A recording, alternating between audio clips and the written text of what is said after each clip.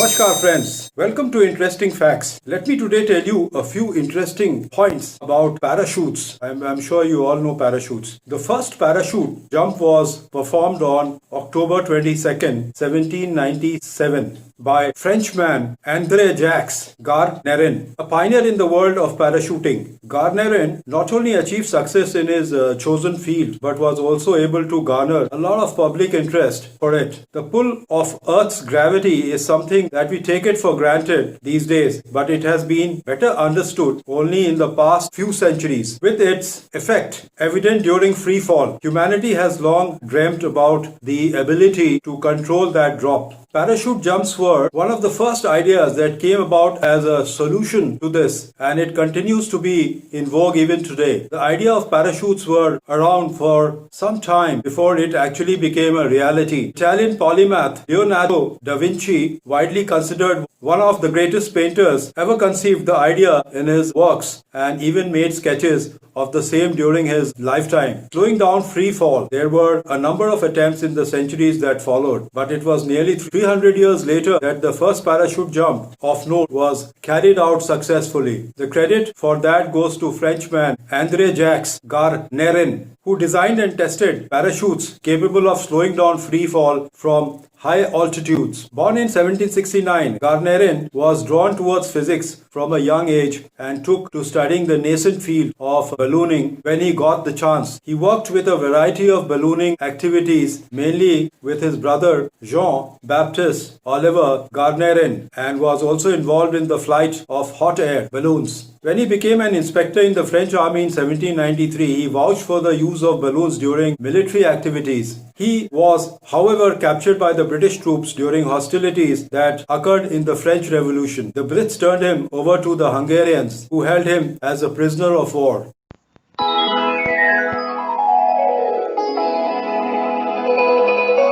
An idea in prison. While this might seem like an unlikely setting to strike upon an idea, it was during this time that Garnerin thought about employing air resistance to slow down an individual's fall from an altitude. Even though he never did use a parachute to try escape from the ramparts of the Hungarian prison, he spent a few years in. The idea stuck with him. Upon returning to France, Garnerin began making balloon ascents and also acted on his idea of building a parachute. With a canopy 23 feet in diameter attached to a basket with suspension lines, Garnerin readied his first parachute that was umbrella-shaped. First demonstration on October 22nd, 1797. Garnerin gave the first demonstration with his parachute in Paris, attaching the parachute to a hydrogen balloon. He reached a height of 3,200 feet or 1,000 meters. He then jumped into the basket of his parachute and severed it from the balloon. As Garnerin had not included an air vent at the top of his parachute, his journey back to the surface of the earth was far from smooth. His contraption oscillated wildly during descent, bumped a little and scraped while landing, but Garnerin emerged unscathed.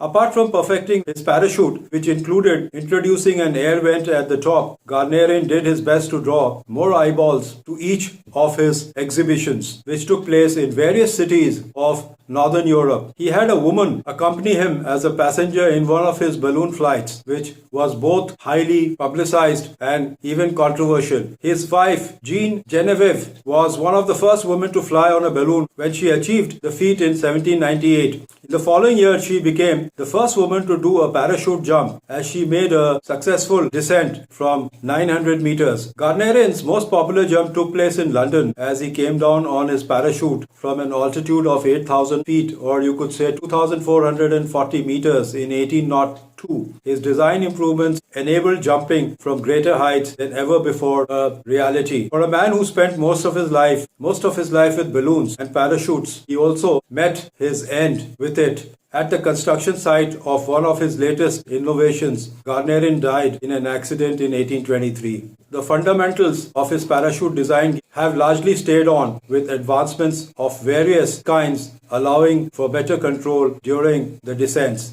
So friends, inventions come with a great amount of sweat and blood, and even at times, at rare moments, with a person's death, like in this case. Goodbye friends, see you soon.